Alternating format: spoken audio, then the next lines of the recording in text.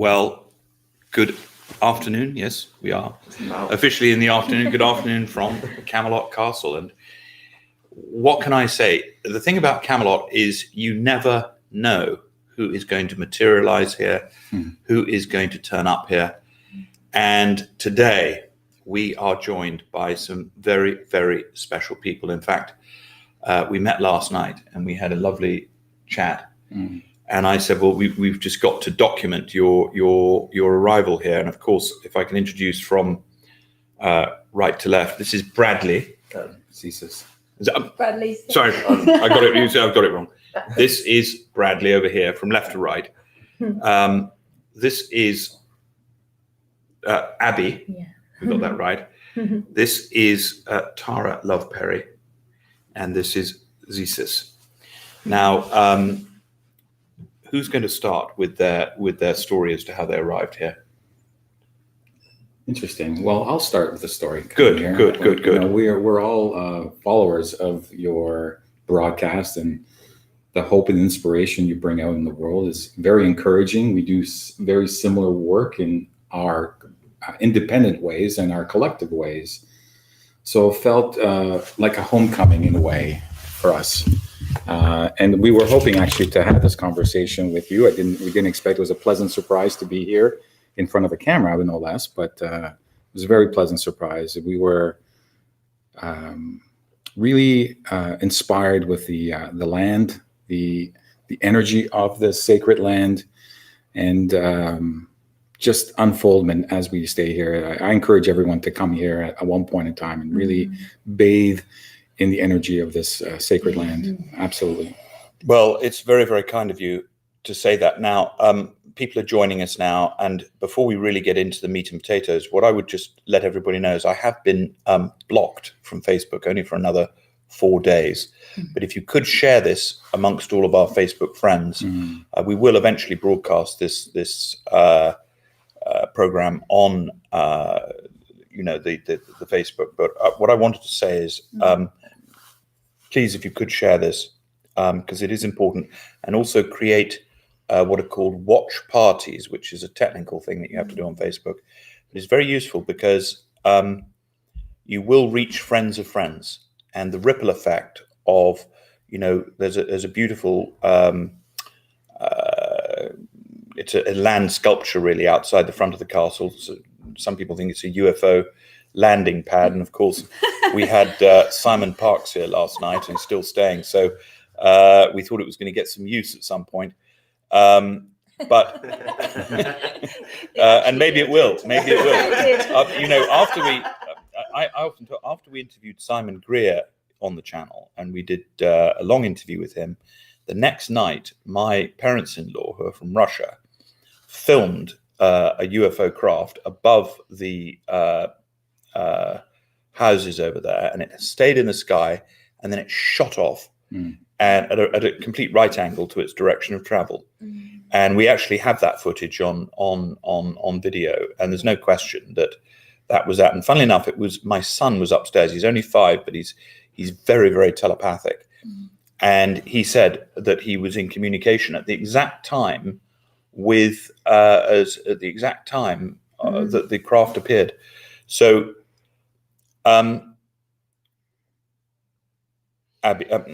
Tara,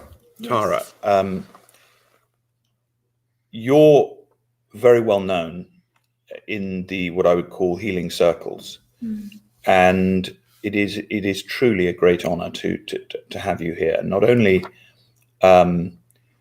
to welcome you, but also to thank you for the incredible work that you've done, and for the tremendous hearts and minds that you have healed. One of my favorite philosophers wrote that the only truly therapeutic element in this universe is the human spirit.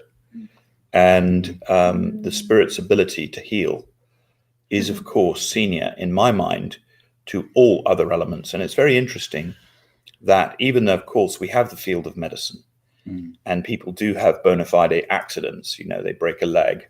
It's very interesting to note that these things often follow spiritual in turbulence. There's a path, there's a destiny to the whole thing, I feel. Yes, yes. And something tells me that you were meant to be here today, and we were meant to have this conversation. Absolutely.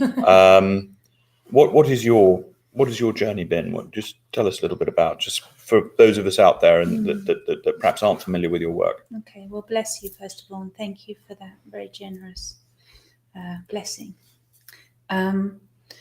Gosh, basically I'm here to help people return to the source of unconditional love within them, which is their spirit, and that we access very easily with our breath. Breath is spirit, because when we breathe, we are ignited into life. In that very first moment of breath, we receive the spirit into this physical mortal body. And of course, as we leave this plane, the spirit is exhaled out. The body returns to the earth and spirit goes wherever it goes.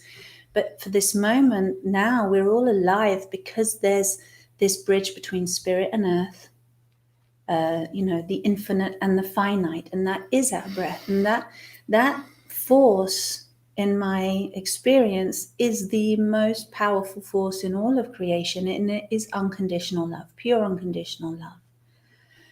And what we tend to do with love is to seek for it somewhere else, in a child, in a job, in a lover, in a family, in a community, in a purpose, in something, so that we validate ourselves, so that we understand who we are, and we get a sense of, it answers the biggest questions: who am I and why am I here?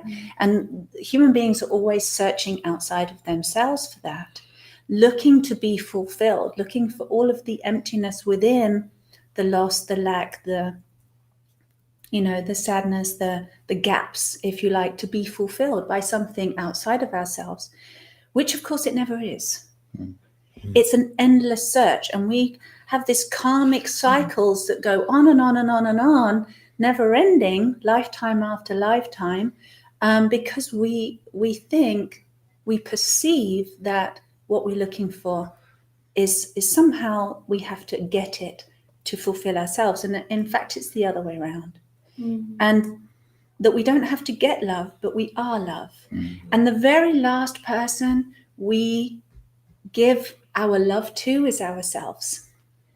There's a lot of history embedded in the human psyche, in the collective ancestral conditioning, that we are sinners, that we are unworthy, that we are less than divine, that we are full of shame and guilt and all kinds of other horrific things, which of course is not a conducive state, it's not a conducive environment to live in and be healthy in, right? If you live in a state of shame and guilt and sadness and suffering and lack and longing and emptiness and seeking and not knowing who you are, that's, if you think of that as an environment, and we grow our children in that environment, we grow babies in that environment within ourselves. As a mother, I grew children, and I became very aware of, if I'm the soil and that child is a seed, what condition is my soil? What condition am I that I'm then conditioning that seed, the child,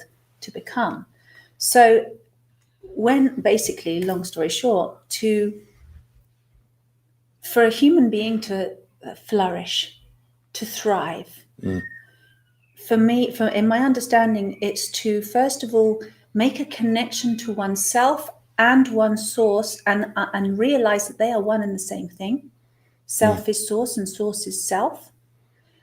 And to begin a relationship with that source self, which is within, and take our ability to perceive externally, which we do all of the time, and then turn it 180 degrees, plug it in here, and perceive with all the tools that we have for perception and connection: seeing, hearing, tasting, touching, smelling, communicating, empathizing, sensing, and put all of that within the self, and begin a relationship of unconditional love with the self, and with every single aspect of the self, and particularly those aspects which have been in a state of not being loved, i.e. the shame, the darkness, the guilt, the fears, all of the icky stuff that people want to avoid, and look elsewhere to kind of bring harmony to. And it's like, no, just bring your awareness, bring your presence, bring your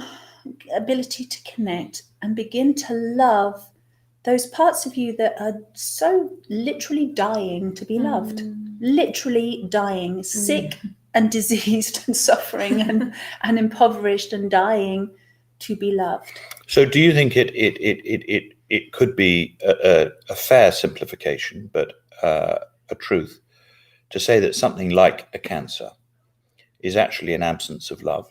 I would absolutely say that. You're right, John. And this is how Abby and I know each other.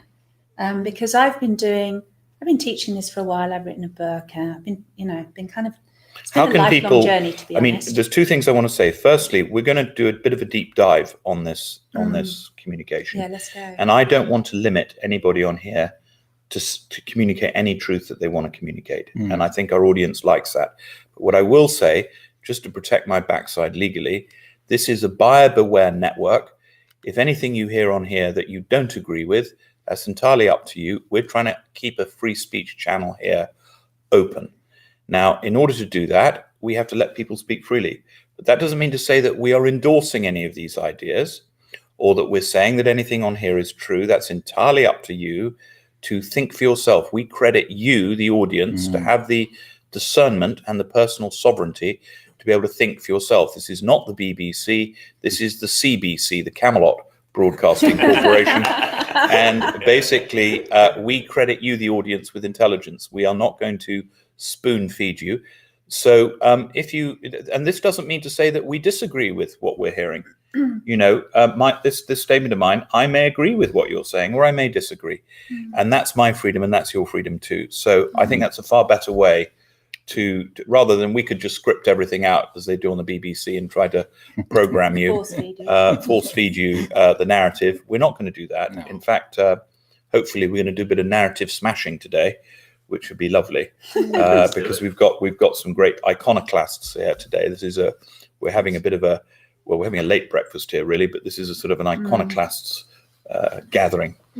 So, but carry on, because we were touching on where we were touching on was I said, is it a possibility? Is it a truth that things like cancer could manifest because of a lack of love or affinity?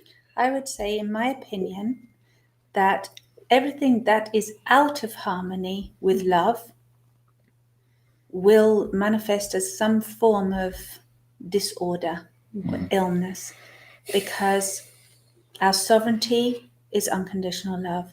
Our liberation is in unconditional love. Our true identity is in unconditional love. Our well-being, our wholeness, our wealth, for me, is in unconditional love.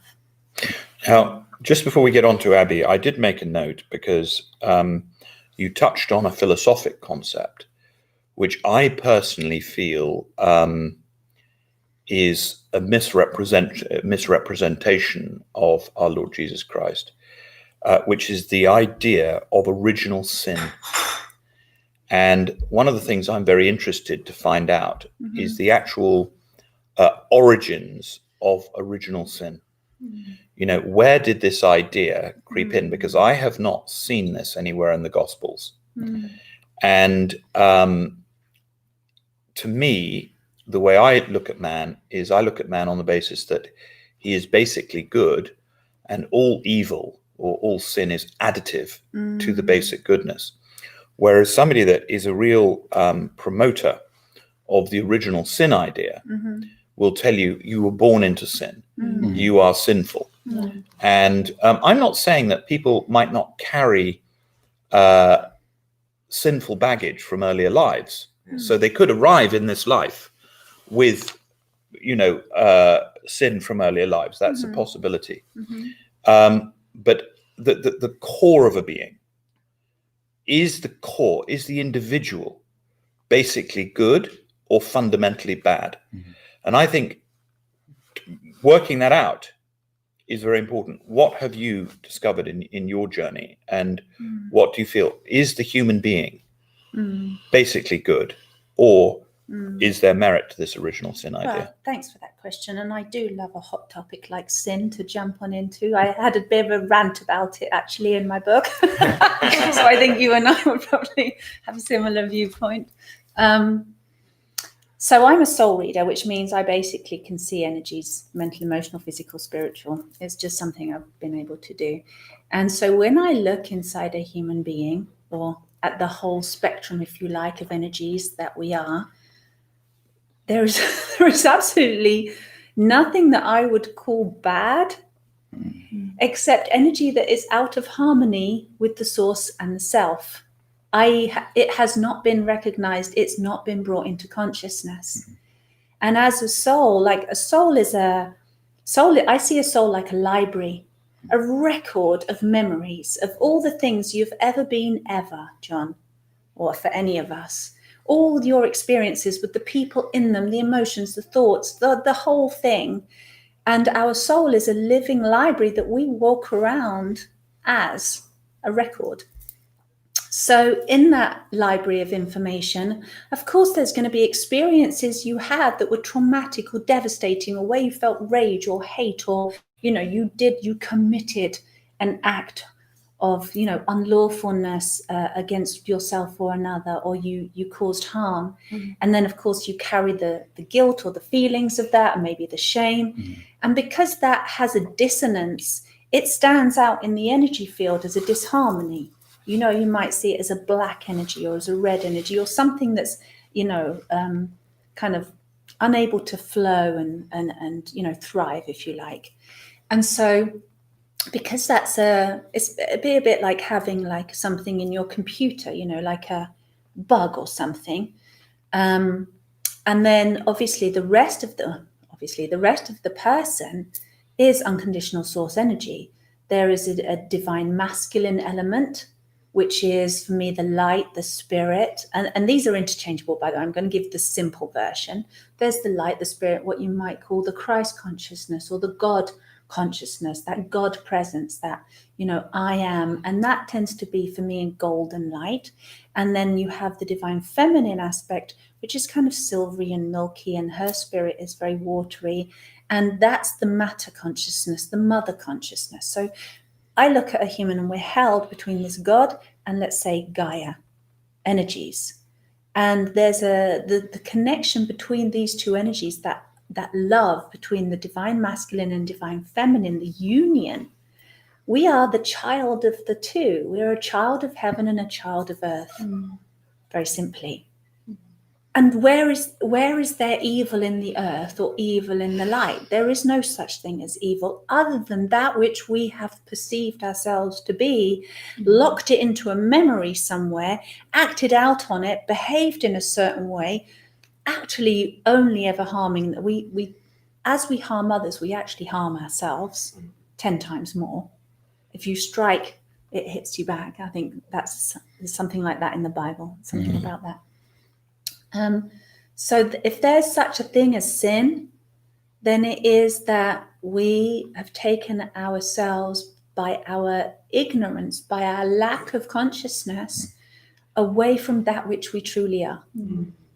And that has been bred simply because, and this is just the way I see it, that over human evolution, there have been times in history, the Dark Ages and even darker ages, and, way back in, if the origins of man were cavemen, were humans that didn't have formed language and formed consciousness, then in that lack of a formed consciousness, that being would see something like the light, or see other beings, or see the sun, and somehow a development of, it's like an aspiration. If you aspire to something and you aspire to the light, and then as the human dualistic consciousness would go, be like, well, you are great, you are fantastic, sun, and in your presence, I am less than. That comparative, this is how our minds work. It's how the human mind works. We're in a dualistic reality. You are good, therefore I am not good. You are God, therefore I am not God. Does that make sense? Yes. You are higher, therefore I am lower. This is just how our brains work.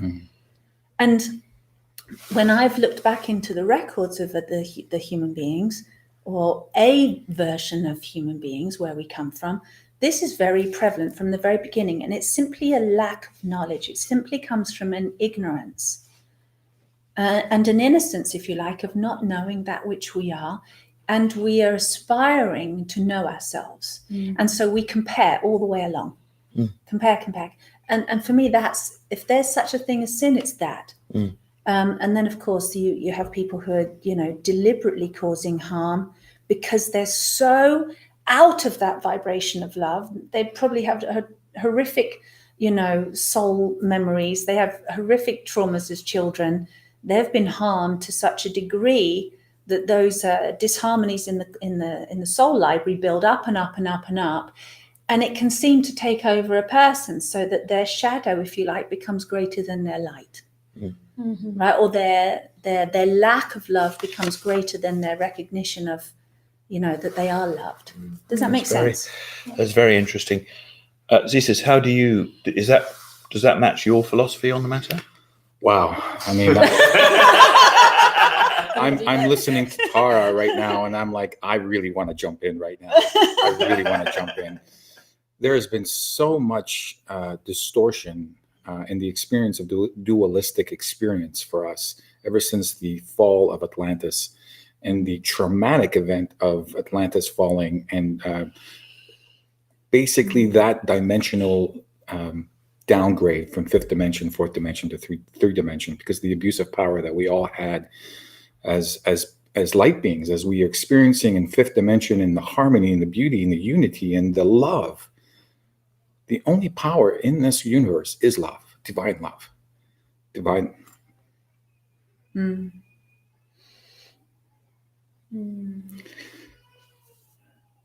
Divine love within each other.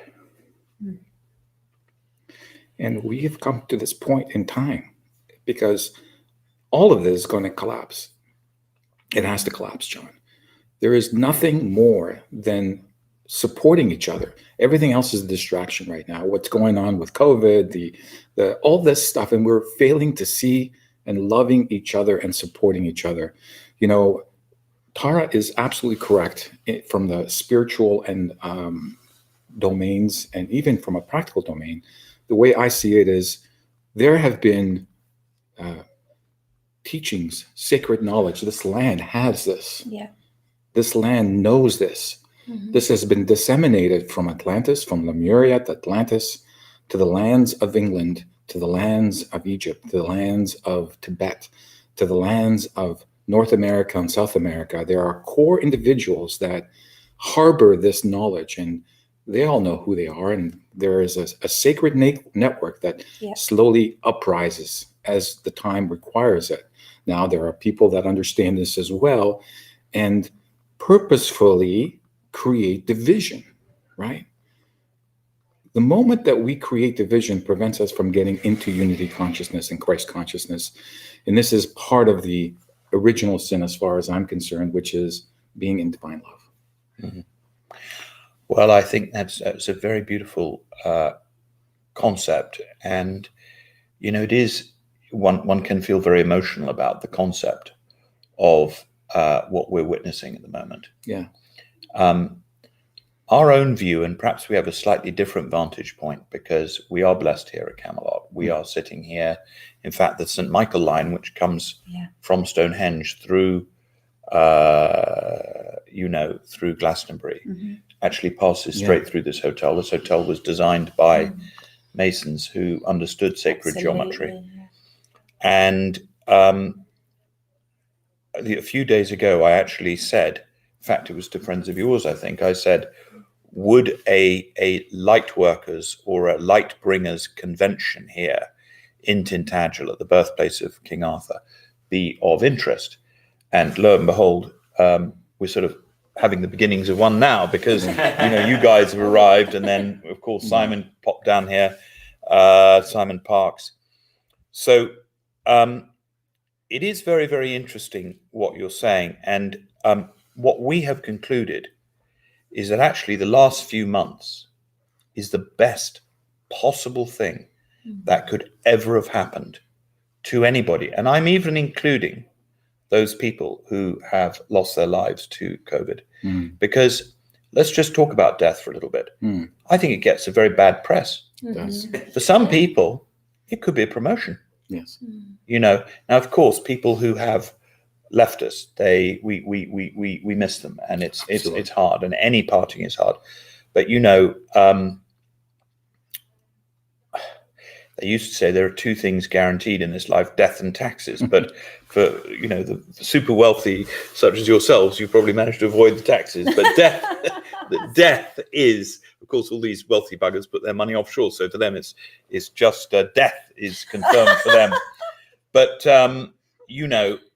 it is a thing, and I suppose I was in Sir Winston Churchill's house when I was about in Lord North Street in Westminster, in the dining room there, and my hostess said to me, "John, you're going to lead two different lives.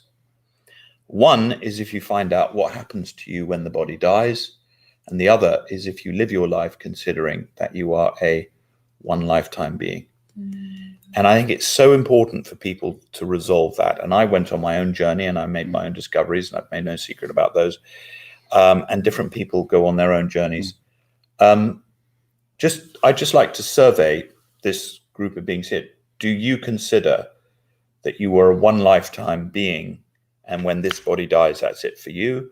Or do you consider that you are immortal spirits having a human experience? What do you feel, Bradley? The latter. Yeah. The latter. You feel that you're an immortal spirit. I've always had that deep knowing. You've always known that. Always, yeah. What do people at home think? I'd be interested to know. Are you, a one lifetime animal, and when this body dies, that's it for you? Or are you an immortal being having a human experience? Because that is, I think the world at the moment splits into two camps. Now, of course, those running the narrative up at the BBC are doing their absolute best to terrify us over death. They're doing their best to convince one and all that they are one lifetime animals. And for those of you that don't know out there, I just want to there's a little bit of research that I came across. When did this start, this idea that we were one lifetime animals? Because actually it's a very recent idea. And it actually began in 1876 in Leipzig, in Germany, when Professor Wundt was commissioned by Bismarck to come up with a theory to keep the Prussian conscript army fighting. And he was told, these soldiers aren't fighting hard enough. You need to come up with an idea that's going to keep them fighting. So old Wundt goes into his laboratory. He doesn't even come up with anything originally, nicks an idea off the Egyptians, who basically, there was an Egyptian cult which suggested that man was evolved from mud. Now, some of the Egyptian society was very spiritual, but the Egyptians had this idea. So Wundt hijacked that idea and he injected into the educational systems, because of course Leipzig was the center of medical research at the time, and he was head of faculty psychology. Now, psychology up until that point had been a humanity and a study of the spirit. Psyche, spirit, ology, study of. So if you studied psychology, basically you were studying the spirit. But he injected the idea that man is an animal. So today, if you go to university and you pick up a psychology textbook, you are taught that man is purely the sum of his chemical parts. And that then allows the vaccine promoters and the psychiatric drug promoters, if you have if you go off to your doctor today and you say, I'm feeling a little bit down, you're bloody lucky if you don't end up on one of their lobotomizing or chemically lobotomizing drugs. And has anybody out there ever run into people that have been given these psychiatric drugs? Because I'd be interested to know. And if, this is where the root of that is. I think very often, if you can help people spot the root of, well, where did things go wrong? In 1876, Leipzig was where it was, with bloody Germans again, of course. You hide the truth. But what? You just hide the truth. Yeah, well, hide the truth. And control people. Hide the truth. I would go a step further, actually, within the Nicene Council, as all the Gospels of Christian Gospels got amalgamated. Well, I think that's where original sin got injected. Absolutely. And also because the Gospels of Christ did speak about empowerment. Absolutely. and reincarnation Absolutely self-love. right. and Well, self-love. Absolutely. Well, there's one reference still in the Gospels where Jesus validates the idea of reincarnation. Absolutely. And he says that John the Baptist is the reincarnation of Elijah, as I'm sure you know. Absolutely. And my favorite scripture in the Gospels is where Jesus says, I think it's Luke 11:14 or Luke 14:11. I don't know, I'm getting muddled. But he says, each and every one of you will do the same works that I'm doing, and greater works than these will you do, for I'm going to the Father. Now, that's a hell of a challenge from Jesus Christ. Right. That's a hell of a challenge, because what he's basically saying is, you're all going to do what I've done, but by the way, you've got to do better than me. So that is a very interesting thing, which to me shows that love is a pyramid shaped like this, you see. Yeah. People get the idea that life is structured with God at the top, and everybody else is in some sort of subservient position to God. No. You see. But actually, this is how it is. If you love your child, one of you's got a beautiful baby here. We both do. You both do. It's crying its bloody lungs out earlier, but it's a lovely baby. Right. Now, you're parents. You are parents. Yeah. And I'll ask you straight. Do you want your child to do better than you in life or worse? Well, obviously better. You'd love it to do better, wouldn't it? You want to be richer than you, more happy than you, better car than you, or whatever. It chooses, maybe a better bicycle if you prefer bicycles or whatever. But whatever it is, you want that child to do better than you.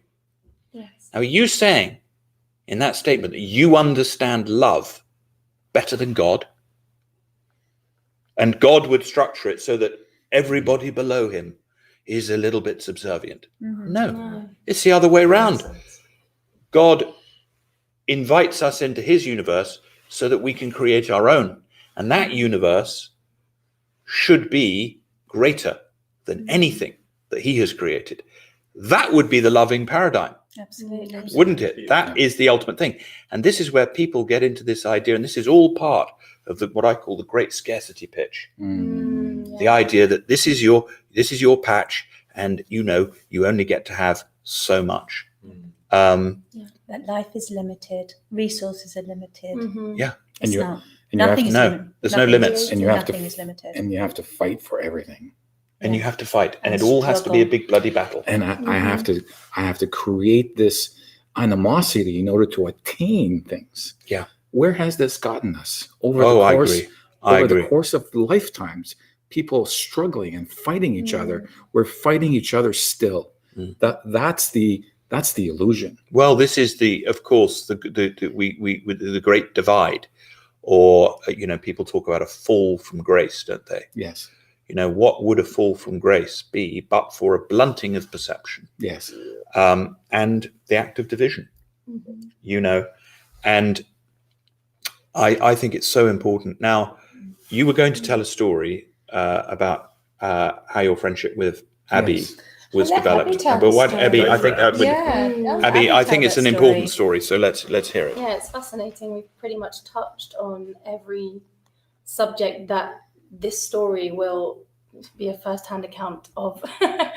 And I met Tara when I was 20. 2018. It was Yeah, I was 2018. 28 or 29. 28, and I had been diagnosed with cancer at 26. I had a 21 centimeter mass by this point in my chest from Hodgkin's lymphoma as a blood cancer, and this was in my heart chakra area. To cut a long story short, I'd done a lot of spiritual work from the beginning of my cancer journey, in which I was able to see there was a great separation within me, that there was this void of love in this area of my body. But when I first got diagnosed with cancer, I didn't know anything about anything more than the narrative we're fed, other than having a sense. And so I went on chemotherapy, began medical treatments, and I got sicker and sicker. And by the time I met Tara, Abby's an amazing singer. She hasn't told you this yet. Yeah. She's an absolutely, every time she sings, I cry. She's absolutely stunning singer. yeah. So you were a singer. So I was putting all of my validation of healing my cancer outward into my voice and my music into the world. And I was on chemotherapy and I was doing a lot of spiritual work. But yeah, and lots of newspapers had her on the front cover. Look at this wonderful young person. She's dying, but she's singing. You were singing. You got I was getting quite a degree of fame, didn't you? I was I had this cancer alchemist sort of vibe going, but I was dying on the inside. So I was tapping into deep spiritual truths whilst I was on medical treatment. It was a very strange paradox, and I knew something in me knew that I had to heal from within, but I hadn't yet got to the stage of my journey where I knew how to quite do that firsthand. And so I was allowing the process of learning that through experimenting with the treatments and, you know, seeing where I was out of my power. And so I was doing the mainstream thing at first. And none of it was wrong. It was actually all a really beautiful part of my journey. But I got sicker and sicker. Chemotherapy did nothing for me. By the time I met you, I was 7 stone. I had a 21 centimeter tumor in my chest. Yeah. I've been told I had 3 weeks left to live. But I had been so cracked open spiritually by this point. I knew there was another way. I just knew I needed to access it and find it. And I was gigging 8 times a week whilst dying. It was crazy. And so I needed to sustain my life so I could fulfill my purpose and bring medicine music to the world. So I sat in your workshop and it was incredible. I saw Tara get up on the stage and immediately it was like, oh, this woman, she has something for me. And I saw us on stage together. I saw all of these things. And the one thing I had never done at this point was bring this vision and these spiritual truths that I've been tapping into whilst on the veil of death into the cellular level, into the body. So they were very separate. I was like a human, having a human experience, cracked open spiritually, but I didn't know how to make the tumor heal my tumor. And so, Tara guided us through her self-love method, which is very sovereign. She guides you into doing it for yourself. Everything she was speaking of earlier, she allowed all of us to do that for ourselves live. And as I sat down and I started speaking to these inner parts that I had separated from source, and I was almost in such a rush to access 5D that I had forgotten the sacredness of my 3D vessel. I allowed the love to come into these places and I burst into tears, and there was energy surging up my body. I could feel my lower chakras, which I'd never felt before. And that was just the beginning of a mad journey. I walked away from all treatment. I have had a blood cancer. On paper, that's incurable without stem cell transplant. I said, goodbye to all the treatment. And within 4 months of doing this work and then setting me on a new trajectory of meeting other people that could see me and my truth and bring that spirit into my body and purge all of the sin, which was literally just forgetting my divinity. There was nothing. It was all shame and guilt from, I don't even know, so many lifetimes, I think, and my own childhood of just trauma and difficulty. You had this, I remember, because we did this 4-day workshop as well that you came on like 6 weeks after that initial workshop. We did this 4-day training. And I remember us sitting there on the floor and we were listening. We were having this conversation with where Abby's tumor was. And I remember you, can I share this? Yeah. I remember there's part of Abby that was just saying, like where she just didn't believe she was worth, she was allowed to live, like she wasn't good enough to live. There was a part of her where you felt like your inner child felt like there was something really wrong with you, that you were somehow bad or evil. Exactly. So we had and that was right on your chest, on your heart. And so we had that conversation, didn't we? And you told your cancer, I love you. You told that voice inside the cancer was going, I'm unlovable. And you said, please forgive me, I love you. And we did the I love you me method. And then it was like, 6 weeks, 2 months later after that? You had your test. I walked away from treatment. I had a scan and there was nothing. There was no cancer, no trace. There was a dead tumor. It was at 8 centimeters, but it was not cancerous. And at this point, they wanted me to do more treatment. Otherwise, it's a blood cancer. It would come back. I would die. But I stayed on that path. And actually, the day before I had my second clear scan, months later, it was Tara had another event, and this beautiful man was there. And I met my divine partner. I had so much chemotherapy. I was supposed to be infertile, but very quickly after we met, we fell in love again. I was at your Thanks, other Tara. retreat. She's always there. 8 weeks later, I was pregnant. Fairy godmother. So I went from dying to completely alive and full of vitality, total metamorphosis, and pregnant. And the moment that my cancer left my body, or the last bits I can recall so clearly, there was this temptation, there was this last beliefs of that I'm an evil and I'm a sinner, and there's bad and there's good and bad in the world, and there's dogma, and it was rising up in my body. And it was just before my clear scan, and I realized that something came to me in this moment, that even if I could accept that even in death I was not bad or a sinner, that everything was accounted for in God's love, in my love, and universal love, that even if I died, it would be perfect. And the second I was allowed myself to accept that, I saw these two paths, and one was, you can stay alive and love yourself, or you can die and you'll still be perfect. And that moment I was able to choose life. And my experience was that my entire body rushed up, angels, light, beautiful, amazing. And like my chest exploded with light and coolness. I think the sensations I was feeling, anyone would have called an ambulance if they didn't know that. It was unbelievable. It was like explosion. I died, and then it was like I died, and then I literally just rebirthed in the moment, and my cancer was completely gone. And it was like I decided for myself that I wasn't evil, that I was loved, and just this mass, all it was cells that believed they were not loved. And then the second I was like, oh, you are loved, I love you. And it was Tara that really was the catalyst for that. And you did it, sweetheart. And we've been our lives have been so woven ever since. And to find my partner and now have my child all from Tara, like from our meeting, it's there's magic. This soul group is so beautiful. And then these two have connected as well, and they're Through doing Tara again. So it's there's something going on, and it's huge, and so it's possible, This woman is so beautiful for me, like, because not everybody would do that. You can show somebody a way, or offer somebody tools, offer somebody, a path, and a lot of people do a little bit, invest a little bit, get scared, turn back, or actually don't want to make that choice for themselves to say, yes, I choose life. It's like, I think we've been largely indoctrinated to feel helpless and that somebody else has to do it for us. But this young woman, what I love about you, Abby, is your courage is incredible.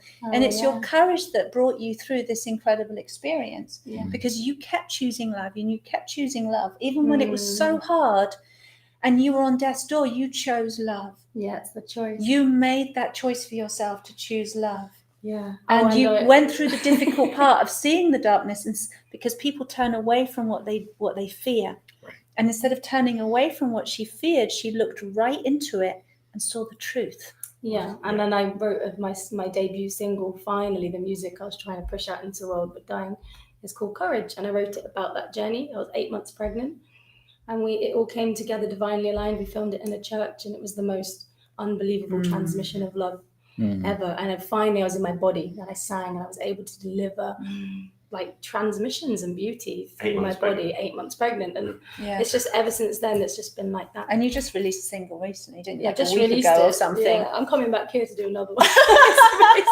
Well, I mean, you know what? I've always thought that the Ripples of Peace outside would be a fantastic place to do a music video, because the idea of you've got drone shot of sort of, you see it on the opening sequence. You can actually see the closing sequence actually that we do. You're going to have a song called Ripples of Peace, how beautiful, along the St. Michael line. I know. Yeah. It is. But you'd be more than welcome to come and film here and do that. And I've got a song called Storm Before the Calm, which would be perfect. Well, that'd be perfect. I know a few people in America that would enjoy that. Until 3 years ago, we had no idea about any of this.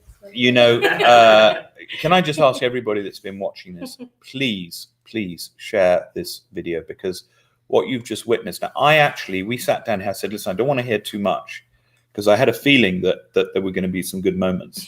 And I always like to get, if I'd heard that story before, in the retelling, it's always good in the first moment. Yes. So I didn't know what we were going to hear today, but this is a miracle. Yeah. This is actually a miracle. Series of And, miracles.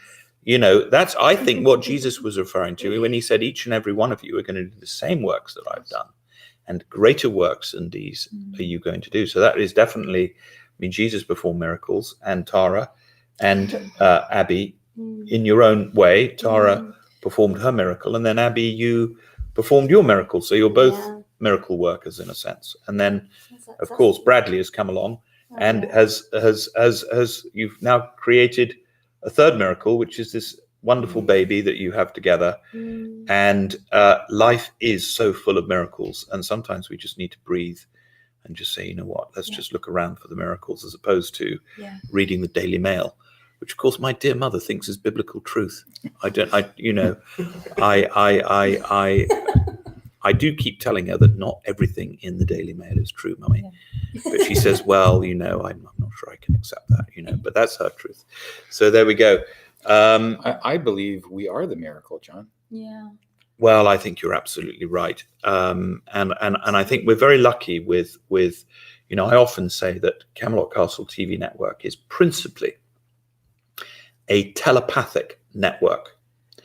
And I'd be very interested to know, of the people watching, how many people on here have actually themselves had a telepathic experience? How many people on here have had a telepathic experience? And I would like to ask the four of you. In fact, Bradley, I'm going to put you on the spot now.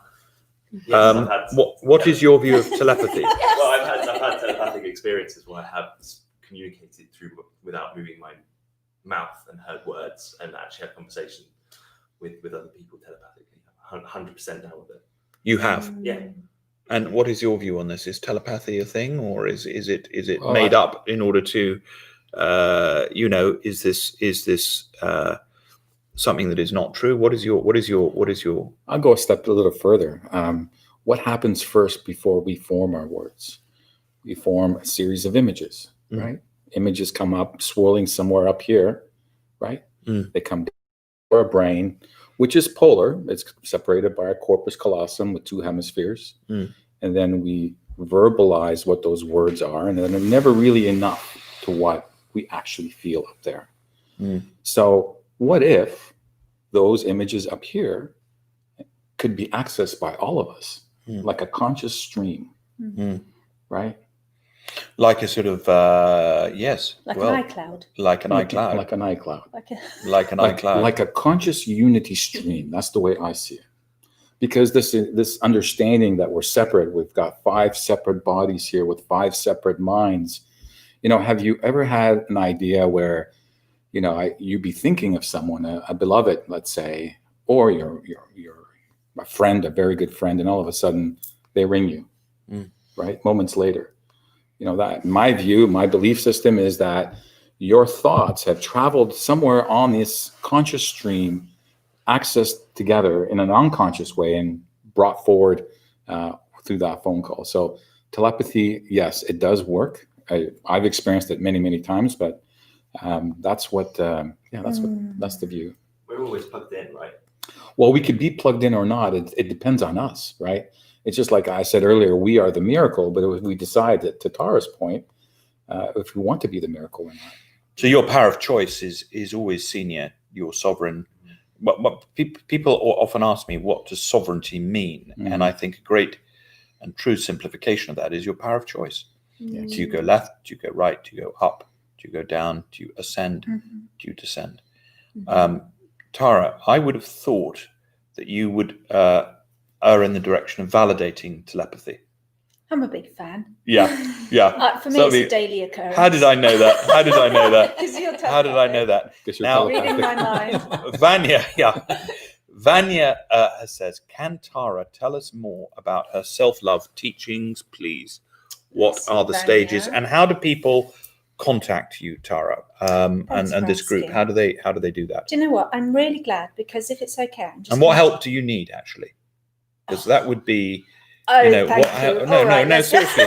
Because I'll tell you Let's one get thing. going. One of the I things love I that like question. doing. One of the things I like doing is asking people for money, because a lot of people are shy in asking for money, So if you do need resources, there are a lot of Absolutely. people on here that actually love donating to good causes. And we have actually raised over $30 million for constructive causes here and in America over the last 12 months from here. And, there are some people who, listen, if you are a billionaire, and we do have a number of billionaires that will be watching this, nothing wrong with that. They've done what they've done or whatever. They got that money. I'm sure they did it completely ethically.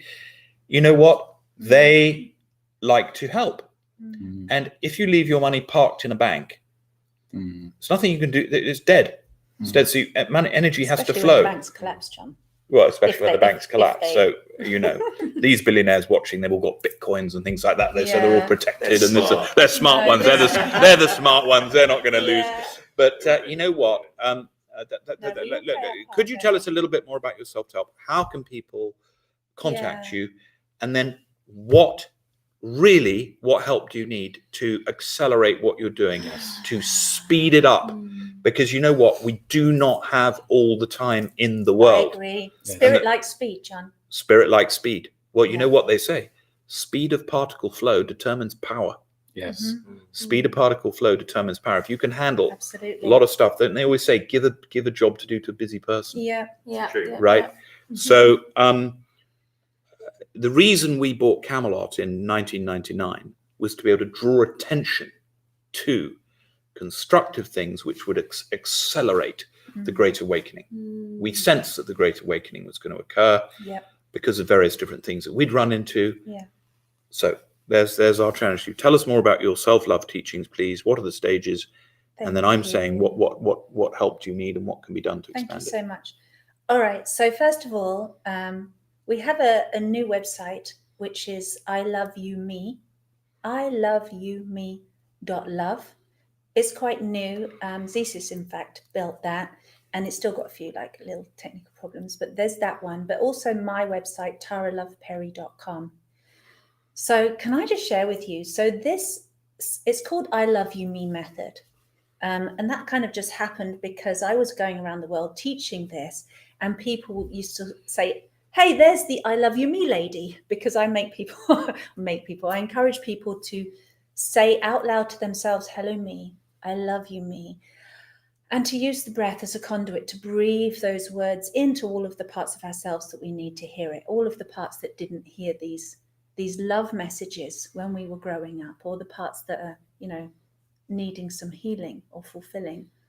And so this whole method became developed because I was doing soul readings. I realized I had a gift.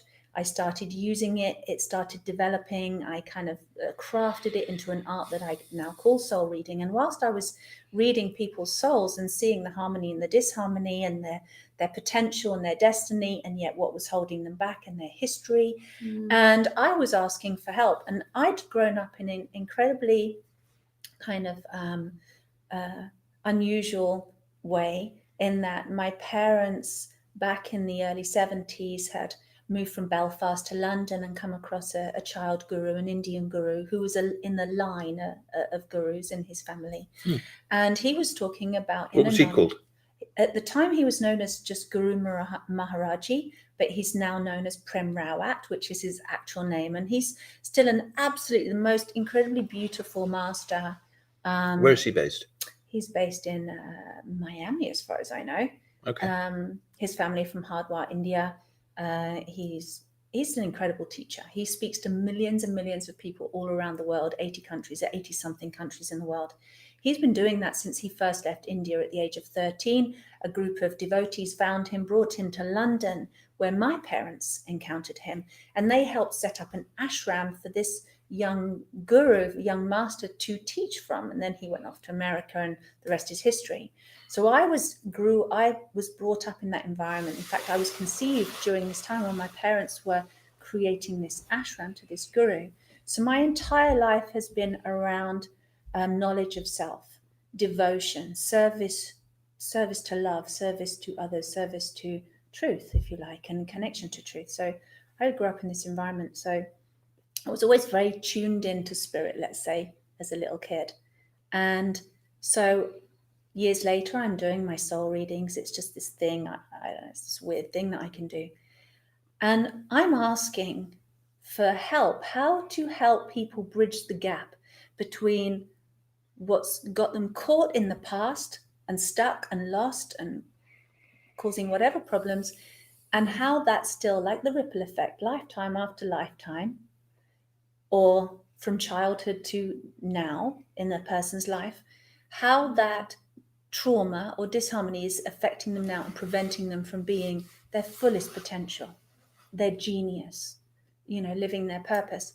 And how to bridge those gaps, how to bridge the gap between the divine being and the human being, between the enlightened one and the sinner one, all these different polarities, how to bridge the polarity gap in humanity and to help people heal. And I was asking these questions, and as I did so, I received guidance.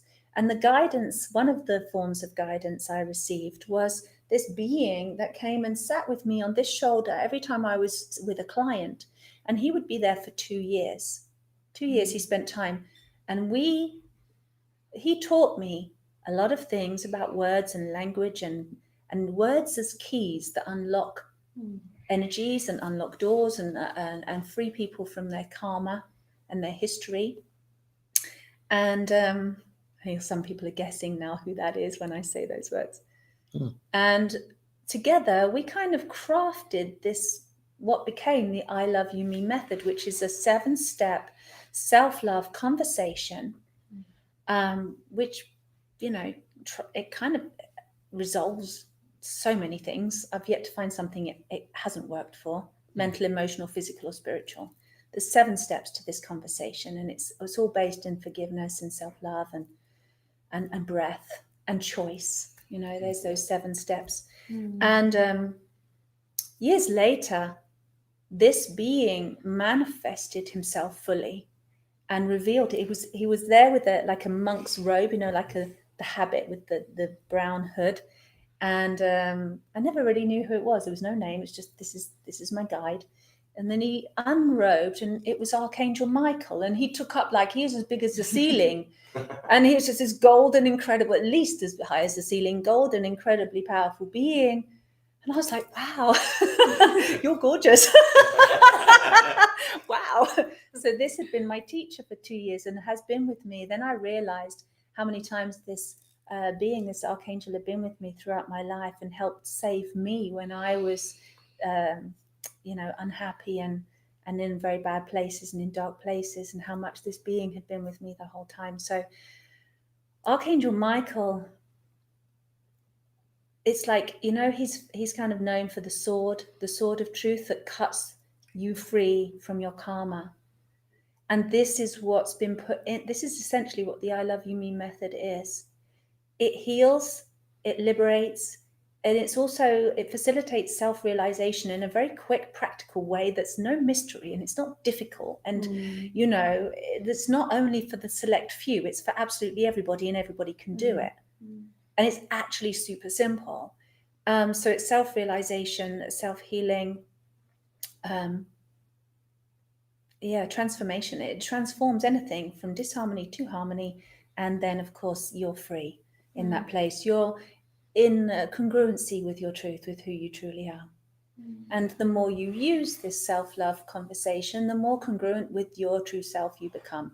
The more in harmony with life you become, the more in harmony with others you can become.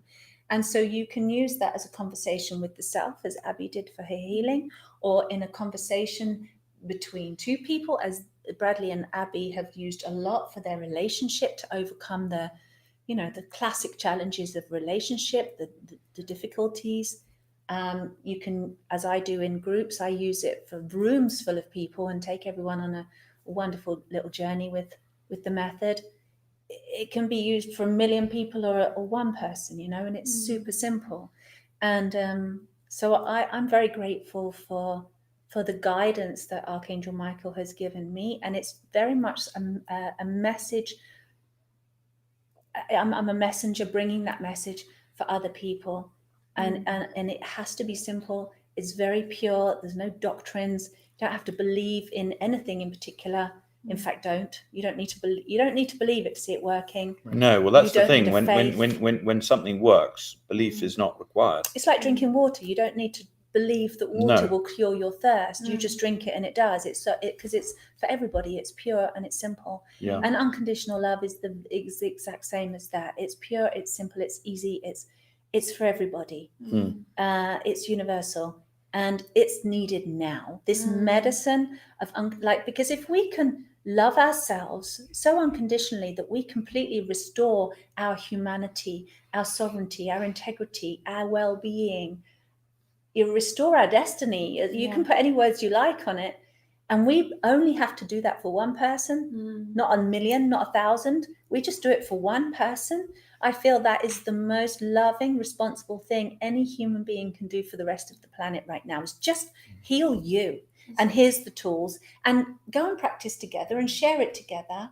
And, I say, I love you, me, I love you, we, because then the barriers dissolve. And when I love myself, I realize there's no difference between us. Because I am coming from a place, a perception of I am unconditional love. And I believe that's the teachings of Jesus. Like he was a being as unconditional, high vibrational love. And therefore, through his eyes, I believe that what he saw was other beings of love, just not knowing that they're love, not seeing their beauty, not seeing their light and their magnificence, believing in all this heavy, dark, sinful stuff. And so he just provided love, and it created miracles, and love is a miracle. The breath is the fact that we breathe is a miracle, and that breath is a breath of love. It's sure as hell not a suffering breath. It doesn't barb you on the way down and cut you. It is the essence of unconditional love. It's very tangible, and it's very, very accessible to everybody. And it unlocks gifts, doesn't it? Unlocks everything. Which is why, then the people that you teach then find their medicine, and then it ripples out. So it really heals the world, because we then bring our own. Everyone starts thriving. So I have this thing, and I call it the self-evolution. So if we all love ourselves, we have an instant evolution of humanity, not just a revolution, but because we've been around lots of times. Yes. So let's just evolve. Let's just evolve and love each other. And Can I say a little further to that? Yeah. I think I want to break it down a little further, because to your point of original sin, we come into this planet, onto this reality as pure beings of love. And in the course of our formation years, and through indoctrination, through parents that don't know any better or do know better, whatever may be the choice, we get traumatized right up until a certain point where we forget our traumas, encasiated, and forget our true love within ourselves. When that happens, John, in my belief, we have these heart walls that come up, and the power of the heart, as the Magdalene teachings teach, and as Yeshua taught, and as many spiritual beings on this planet that came from Buddha to your viewers will know what I'm talking about as far as the power of the heart. The first step is to heal. And I am when I read Tara's book, I was amazed, because those were my thoughts exactly. It is such an easy, transformative process that once you heal, those heart walls come down. They come down and they stay open. And when your heart radiates this unconditional love, we create a meaningful unity between human beings, through tribes, through consciousness.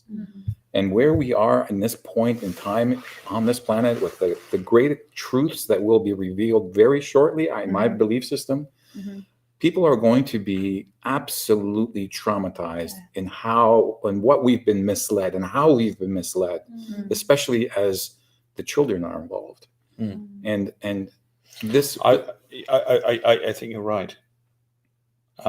Sorry, continue. I didn't want to interrupt. And that's why Tara and I, and everyone within the Self-Evolution tribe, we've started a GoFundMe project to expedite and to bring as money as expedient forward. How can people find that?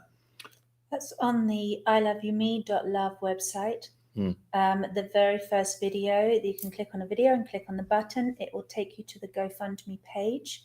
Good. And you can watch, there's a video there that Zissis made, and then the second one where I'm talking about more about what I Love You Me does and who we're trying to reach with it. Well, which everybody really, but like Zissis is saying, when the truth that's been hidden from us comes out, as it is to many of us who have the eyes to see it, and as it will continue to do so until pretty much everyone is realizing those truth. I don't believe truth hurts, but when we've been absent from the truth, that's the pain of, oh my God, I've been absent from this. Where have I been? And what's going to be revealed is traumatic. It's going to trigger our own traumas. You know, many people have experienced childhood trauma, childhood abuse of various kinds, and or, you know, abuse in one's life, not necessarily as a child. So when these greater revelations come out about what's been going on our planet under the radar, in the darkness, and as you're saying, that's going to be incredibly triggering and terrifying. There's going to be a lot of grieving, a lot of healing needed for humanity. It's like all the darkness has to come up to the light to be seen, to be healed. And that's why this, what you said in the beginning about since this whole COVID pandemic is the opportunity of awakening, of healing what's been hidden from us and coming back into our true power. And to do that, to come back into our true power, just like with Abby's cancer, she had to see the thing that she feared the most. She had to look into the darkness and see that wounded inner child in herself that said, I am evil, I am dark, I'm not worth living for.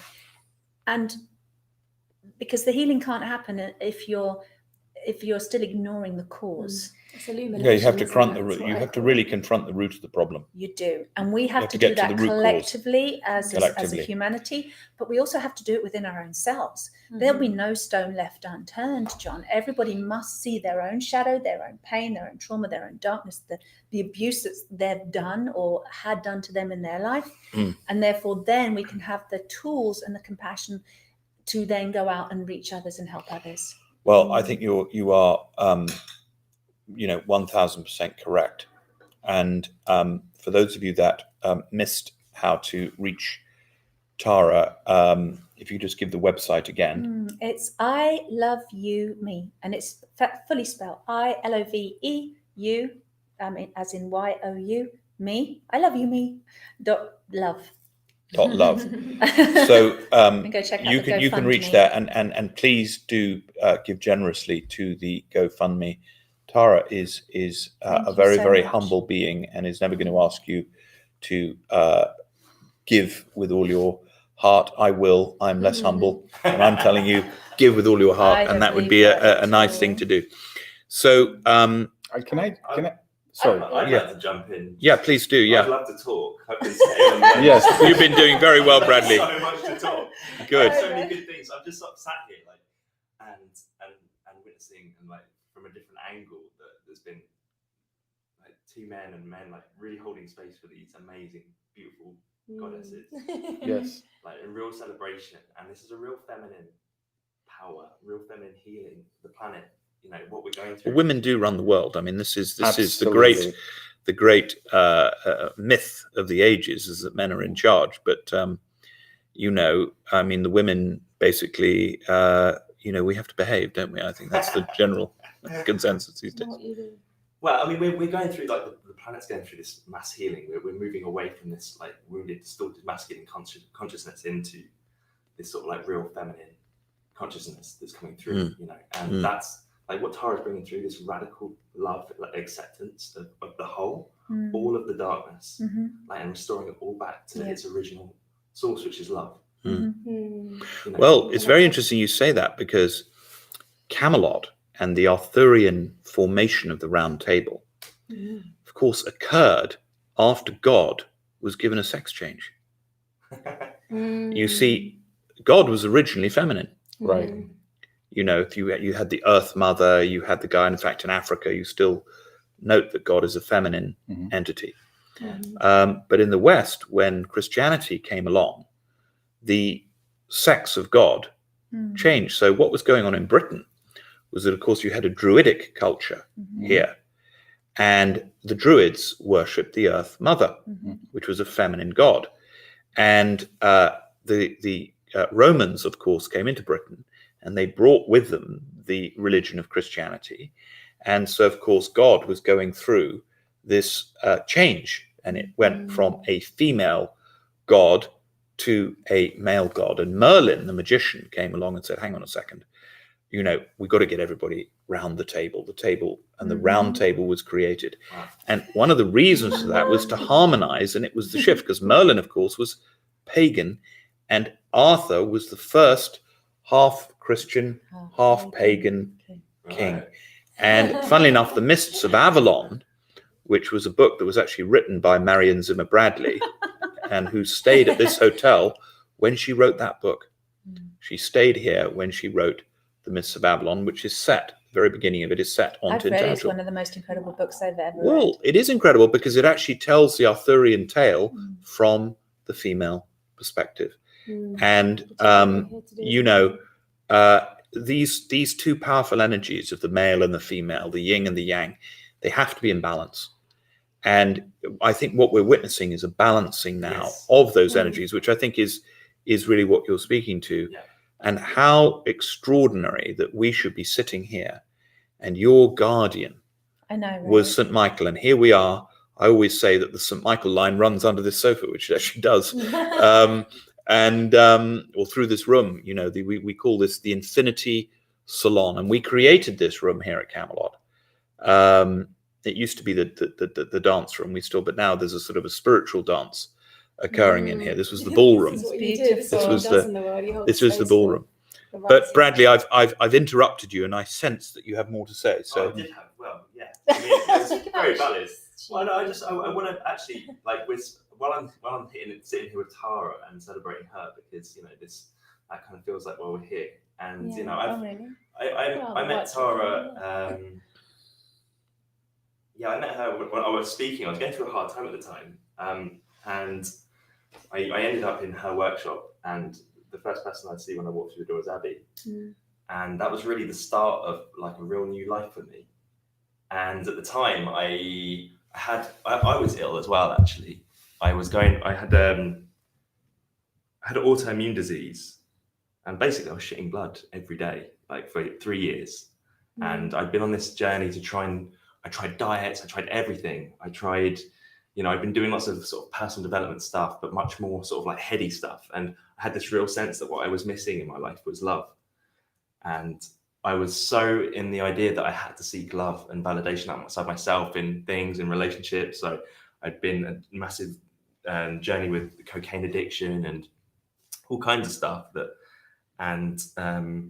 sort of arriving in her seminar, it was the first time I'd really dropped fully into my body, into my belly, and started to create this conversation with myself. And when I met Abby and we had this moment where we connected, and I knew the journey she'd just been on, and she got her scan the next day, nuclear scan.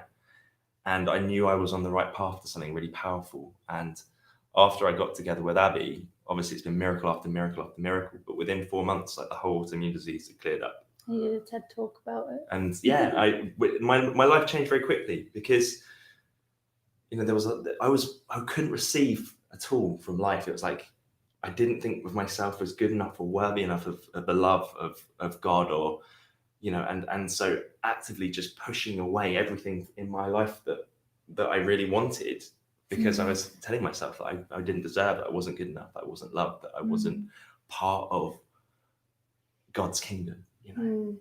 And it's like my journey really through, and I Love You Me was like the big stepping stone into my body, and it's so needed. And can't tell you how much my life has shifted as a result of what she's done. Oh, you're amazing. You did it. Yeah, I know. But it's, you know, I know that we're kind of, we're here to journey together. Well, I'd say look out for it, because you did a TED talk about it. Yeah, I did do it. I did a TEDx. Hopefully it's been submitted. I'm just waiting for them to do all the. Whether it's pseudoscience or not. Yeah, they're kind of looking into my because TED is like very sort of like, they want everything to be, you know, you can prove it scientifically. So they're kind of. Oh, is that why it's taking so long to That's come why out? they're So he's trying We to bring need the a science. scientist. I'm to not sort of- entirely convinced that the TED organization is not run by Agreed. Yeah, those that you're- want to. You Well, know, probably push they're pushing an agenda of Yeah, science as a religion, Yeah. which is it Mm. doesn't explain anything. anything really. Well, it explains very very few things that they can prove Yeah. with science, which Yeah. is very limited. But Abby, Science has actually become a cult, yeah, and it's become something that people agree with. So I hear our Prime Minister saying science, and the minute I hear the word science, I just know I'm about to hear a stream of bullshit. Absolutely. I agree. And the abuse of this word, it's almost like a sort of a trigger word that you hear science says, and then after that you're supposed to your ability to inspect is supposed to drop, and you just go, oh, okay, I'm about to agree with every single thing that I've heard. You're really here now to bring in that feminine way, which is the medicine to this kind of distorted construct of science and the masculine. And Bradley holds space beautifully for women and men to really remember their own sovereign truth, and especially for a man holding space for women. That's been really powerful to witness and unlock since we met you. And the creation of the divine masculine and feminine roundtables as well. You definitely have to talk about that. Do you know what? I've got to tell the story of how I'm here. It's it's insane. Okay. I got an Akashic Records reading from my very good friend, and she told me about this life I had. This was in March. And she said that she was seeing these castle grounds, and that in this life that she saw for me, I was the son of a celebrated knight and war hero. And she said, and these were the days of the Round Table. And she said that I wanted to, love my father. He was the apple of my eye. I wanted to be like him. I aspired to be him, but as I grew up, we had a really distant relationship, and my mother really shielded me from that life because she didn't want me to grow up in actually what was quite a violent environment. And so I grew up quite hurt and resentful, and I didn't become a knight. I became a playwright. And in these days, women, I wrote plays and entertained the whole area. And this was the day when women weren't allowed to be they weren't allowed to perform. So men would perform all the roles, and I really aspired to be a performer, but I was a writer instead. And so I wrote for all these people, never actually got to really step into my true self-expression and my true my own sovereignty within that, And I ended up becoming an alcoholic apparently, and had a relationship with a woman who ended up posing as a man, performing in my plays and taking all of the credit for all of my work. And I kind of died really cynical and never actually having stepped into myself. And then later in the reading, she said, this year you're going to be knighted. And a lot of the work that I've been doing is identifying that really I haven't been a man my whole life. I've been a boy, not knowing how to be a man. And that's the problem with a lot of the men in this world, is that they haven't been taught how to be men. And through the work that I've been doing, through stuff like I Love You Me, allowing that feminine, it's like the feminine has enabled me to get in touch with how I feel. And it's enabled and my knowing in my heart, which has led me on this journey to actually learning to step into my sovereignty, and to learn to parent myself so that I start to become the man of my life and to rule my life and to be the king. And hold space. And that's part of it. That's part of it. So I've been on this. So anyway, so Shanine says this year you're going to be knighted, and to me that means to really step into being my king, to rule my life, to rule my kingdom. And shortly, just before we went into lockdown, actually, Abby and I were needing to move house, and we ended up going to stay. We found this beautiful place. There was there's a whole story behind that in itself, but we moved into a place and it was owned by a family called the Knights. We stayed there temporarily during lockdown while we've been trying to find our actually home, which we're looking for at the moment. The Knights, and I didn't think too much of this at the time. We walked into this living room and there was this castle in the living room, this big, huge toy castle, and didn't think anything of it. One day I'm hoovering and I pick up the carpet and there's this sword, and I picked it up, and then I heard my friend's words going through my head of, you're going to be knighted this year. And I was like, oh, that's really weird. Anyway, so a month later, Tara messages me and she said, I've got a guy I want to introduce you to. His name's Zissis. And I was like, okay, cool. And he phoned me up. He's like, I'm creating something called the Masculine Roundtable that I'd like you to be part of. And I was like, whoa, okay, that's really cool. And obviously said yes to that. And that's kind of led. And then the next thing I know, I'm here at Camelot. Like the round table's in there. I've got where the King Arthur was born at these ruins.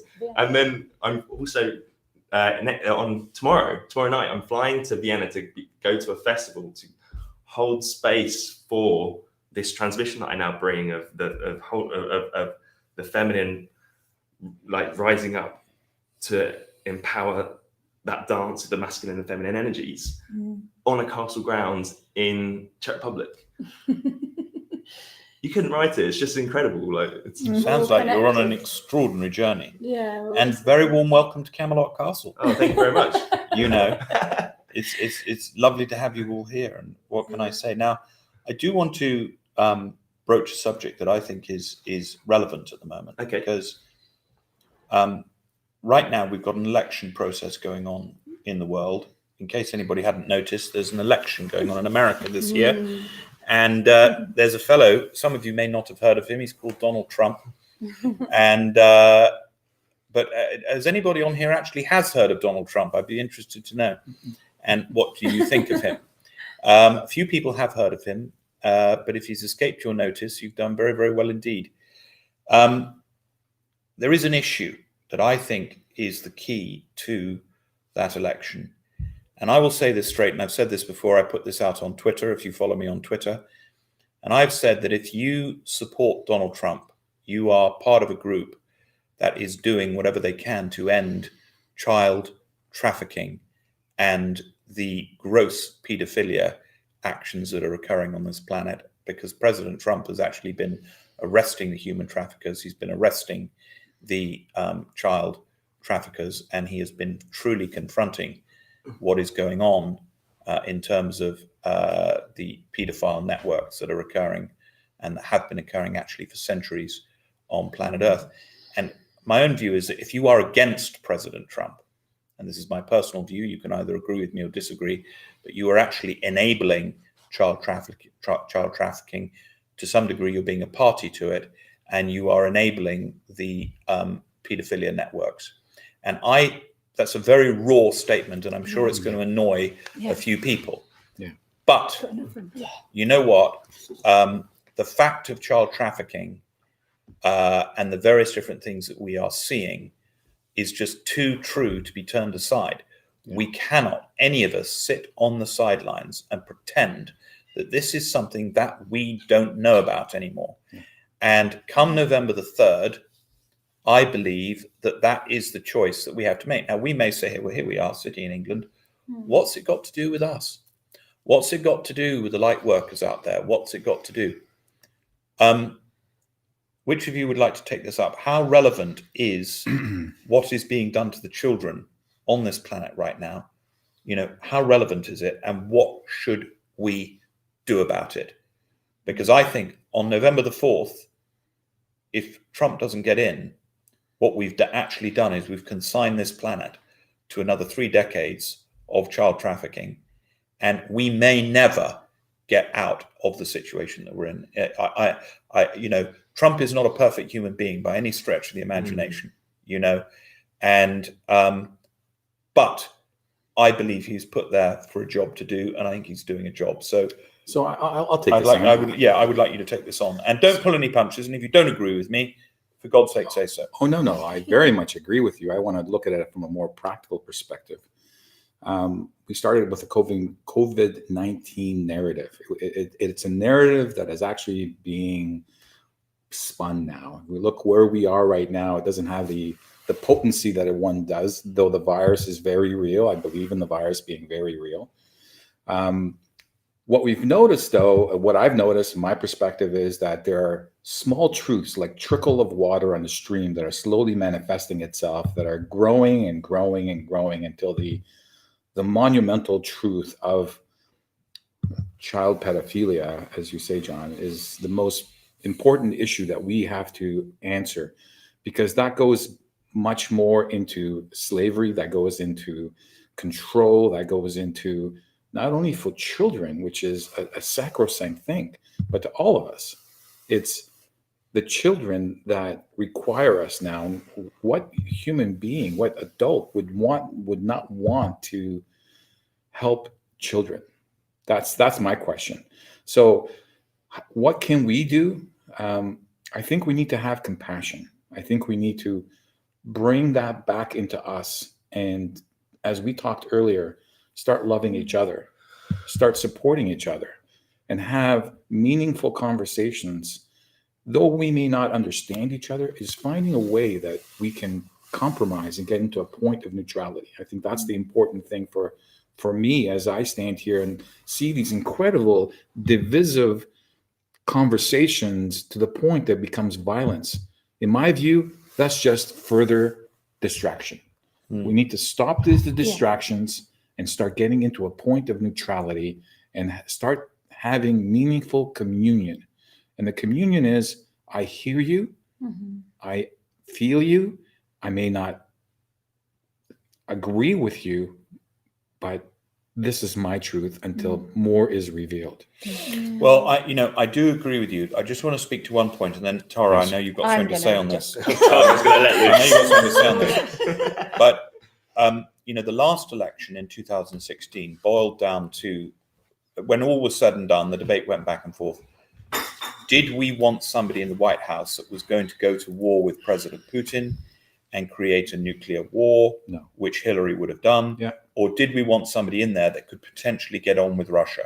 And that became the pivotal decision for the community. And in fact, there's a video which you can find on YouTube where my wife is Russian, stood at the fireplace over there, and she spoke to that issue. And that then became the guiding, if you like, issue.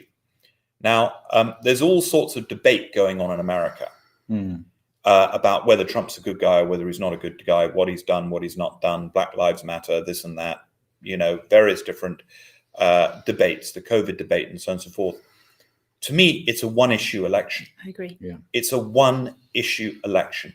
And if we say, listen, do we tolerate child trafficking or not? Yes or no?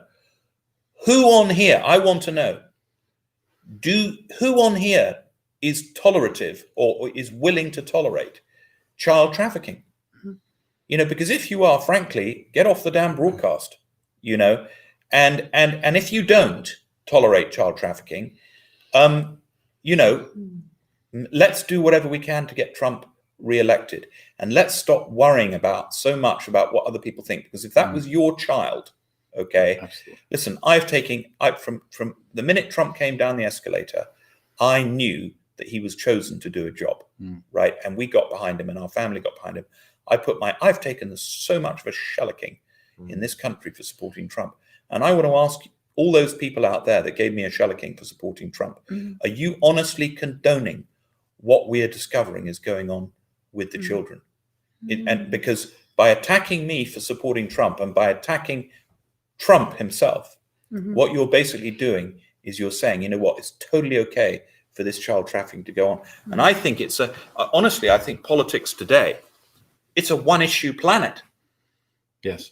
This is a one-issue planet. Now, it's not to say there aren't other issues that get handled, but if you start talking about COVID-19, frankly, and what's the other thing? The Black Lives Matter. And there's this elephant in the room of these children. And I'm not even going to, those of you that want to research it all, you can research it. But the information is on the surface now.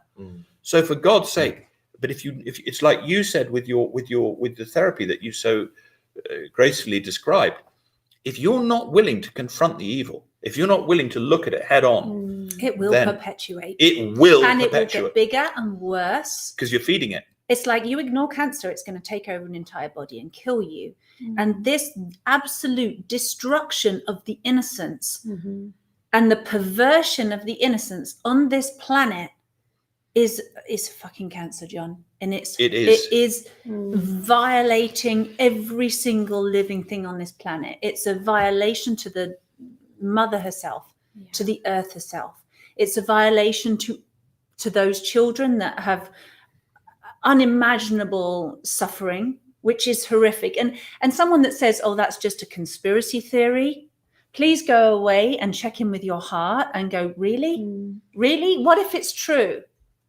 What if everything, what if all these conspiracies are true and it's not conspiracy, it's reality, and you're part of those group of people who are saying, oh, you lot are just crazy, or you just imagine. No, they wouldn't do that. Please go and look under the rug. Well, why wouldn't a self-respecting government issue a public inquiry into the use of adrenochrome and adrenochrome manufacturing? There is too much evidence out there. Now, you can call it hearsay. You can call it circumstantial evidence. But you've only got to look at the videos up on MTV. Yeah. You've only got to look at the films that have been coming out of Hollywood. You've only got to observe what has really been going on within some of these. Look at the pop videos. This is ancient practice as well. This is nothing new. No, it's nothing new. We were talking because we do this, like we have these divine masculine roundtables that these men are part of, and then divine feminine roundtables. And I was on one with Magenta Pixie, and with Rebecca Parks was on it, and a few other of our sisters. And we had this conversation, and we started even going into the building elements of places like London Bridge, and all these capital buildings around the world that were all built on child sacrifice. There's the innocent's blood has been spilt in every major capital, at least on this planet. And it's a huge network, and it is power through corruption and abuse of the innocents, i.e. children. It's even our fairy stories, blood sacrifice of the virgin, or blood sacrifice of the pure child, or the divine child. The divine child has been robbed from every single human being, that we are not that divine child, that, like you said, we are something else. We are something sinful. No, we are all the divine child. And the children that have actually endured this torture need us now as a collective humanity to say enough, and call those people who are responsible for it to account, to make them accountable, and to make ourselves accountable, every single one of us, for allowing this to have gone on for so long, not brought to justice, not brought to the light, and for everything that we have suppressed in our own lives, those people that have kept their own abuse secret and quiet and felt too scared or too ashamed. Heal yourself, come home, come back to the light, share it. It needs to come up to the surface to be healed right now. Those children have been brought up to the surface. I'm not sure how much more is yet to do, but I know a great deal has been done because of Donald Trump and his team and all the light workers and all the collective consciousness that's also ready for this right now. There's been preparations for this time for a very long time. And he's been the man on the ground, a very powerful light warrior on the ground, making these things happen. And so, for anybody to slander this incredibly courageous man, I would say, people in glass houses shouldn't throw stones. That's what my mother always used to say. Well, that is very true. He who casts the first stone, No, well, but absolutely. But also, by attacking Trump, you're actually empowering the pedophiles. You're empowering, because the speed at which Trump can drain the swamp is entirely dependent on our how much support of him. Absolutely. And so this is why what I always ask people to do is to pray for him, to intend good fortune for him, to flow him the love.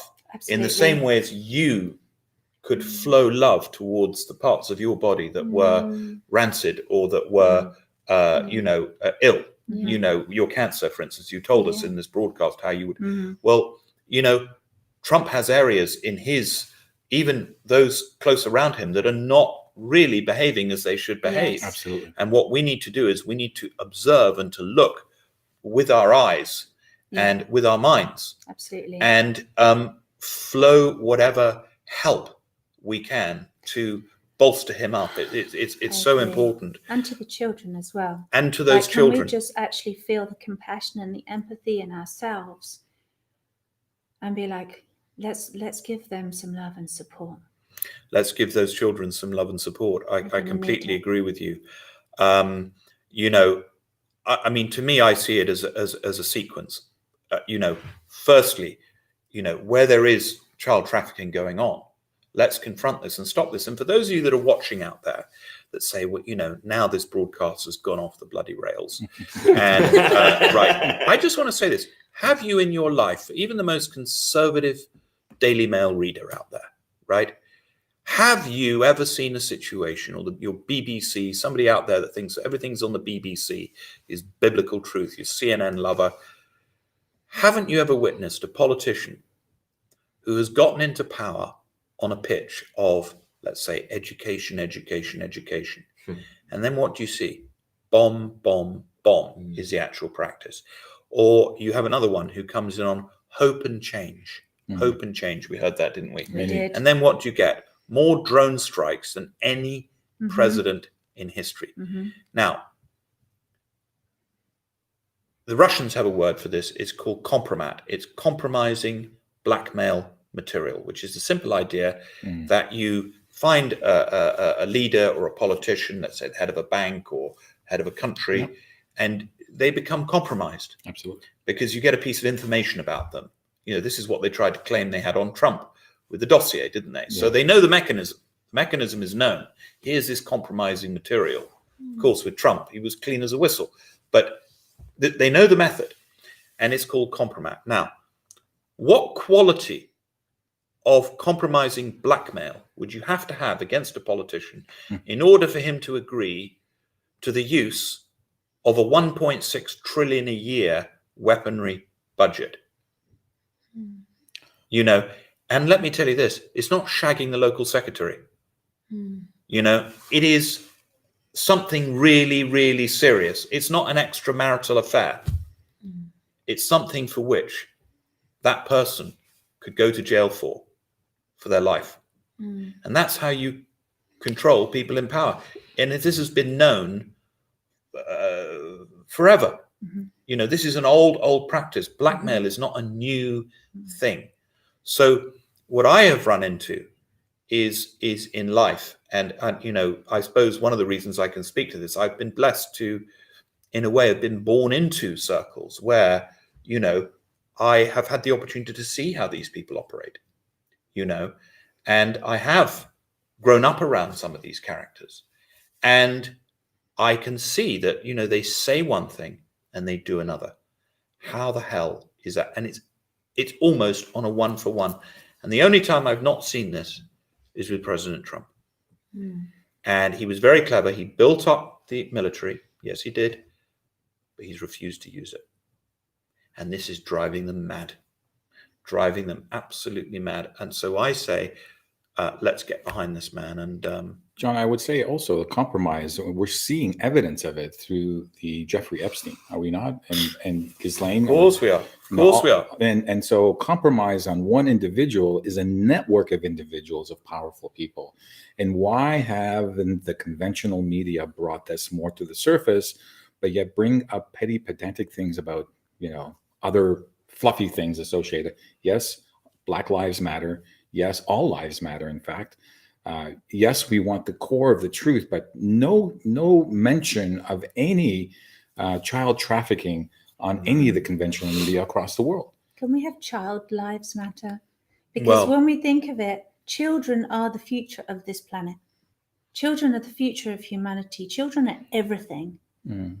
Children are the hope. Children are the future. I can totally agree with the fact that child's lives matter.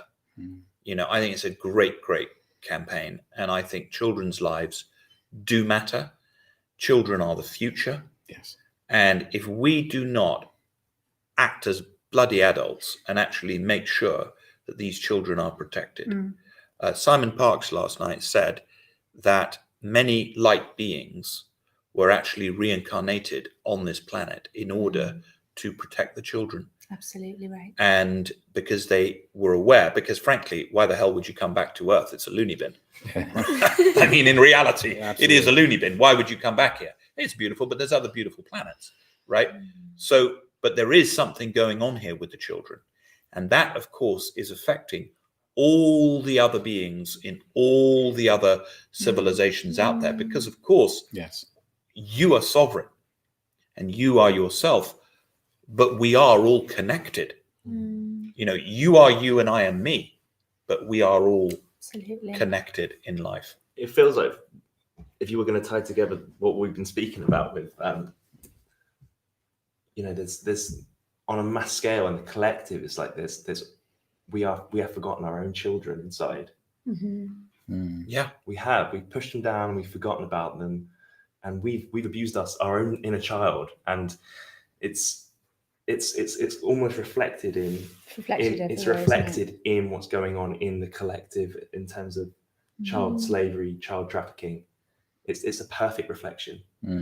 And so what Tara's bringing in, one way to really address this is to go inside and to really and to love your own inner child, because the more we do that, if we deal with ourselves as well, we start to shift what's going on in the external world. That's the ripple effect, right, John? that is the ripple effect. When so reclaiming of the innocence within ourselves, because innocence, the wonderful thing about innocence is it actually cannot be tainted. It can be. Hi, darling. No, it's okay. You can come in. You can come in. Hey, Caspian. Come in, darling. Do you want to come on the Return of the broadcast? innocence, and in he walks. What a There we go. There we go. This is Life Caspian. is poetic. This is Caspian. Good Wow, timing, we're doing a live Caspian. broadcast. Do you want to say hello? No. Okay. You're very handsome, Caspian. Very Beautiful boy. handsome. Wow. That was good timing. Okay. Don't be a good boy. What do you want? See, and everything's connection. Signs everywhere. Oh, you don't want to be seen. Okay. Good. Wow. Yeah, there you So- go. Caspian said it all. Oh, and Anyway. there's my one. Leo. In fact, I'm going to go get Well, him. okay. Good. So I think our children have told us They've dictated when would be a good everything. time to end. I think it's good. Listen to the children. Listen to the children. It's been fantastic. Thank you so much Thank Thank you you. so much. Thank for you. all of the work. And all the other people out there who are doing good work as well, and who are yeah, raising that message of love for all beings and save those kids. thank you so much. Be brave, be courageous, move forward on. Thank you so much, John. Thank you. Thank you so much. All the Thank best. you, It's been amazing. Lovely. Thank you.